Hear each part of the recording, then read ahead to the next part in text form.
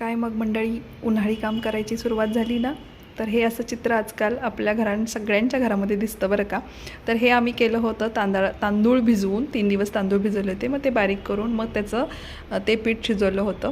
Actually माझ्या मामाच्या गावाला मी हे खूप खाल्लेलं आहे. तिकडे तर असं एकदम मोठं भांडं रात्रीच चुलीवरती शिजवलं जायचं. पण आता इकडे जागा होती तर म्हटलं चला आपण पण इथे घालून घेऊया. आई होत्या सोबत. तर आधी आम्ही वेपर्स केले होते, त्याचा काही मी व्हिडिओ केला नव्हता.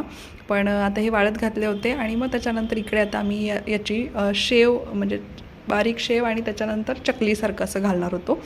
आणि अशी व्यक्ती आहे की ज्याला उन्हाळी कामातले सगळ्या प्रकारचे पीठ खायला आवडतात. अगदी उडदाच्या पापडाचं पीठसुद्धा मी खाते. आणि माझी ताईसुद्धा अशीच आहे. पण प्रसाद एकदम उलटा आहे, त्याला अजिबात वाससुद्धा आवडत नाही. आणि प्रमोदसुद्धा असाच आहे. तो घरी आला की पहिल्यांदा विचारतो हे काय वास यायला लागलेलं आहे घरामध्ये. तर असो, तर हे दुसऱ्या दिवशी आम्ही केलं होतं रवा भिजवून, मग त्याच्या चिकापासून केलं होतं. आणि ही खरवड खायची मजा तर वेगळीच आहे. तुमच्याकडे चालू झालं का उन्हाळी काम? नक्की सांगा मला कमेंटमध्ये. नाव एन्जॉय दी उन्हाळी काम.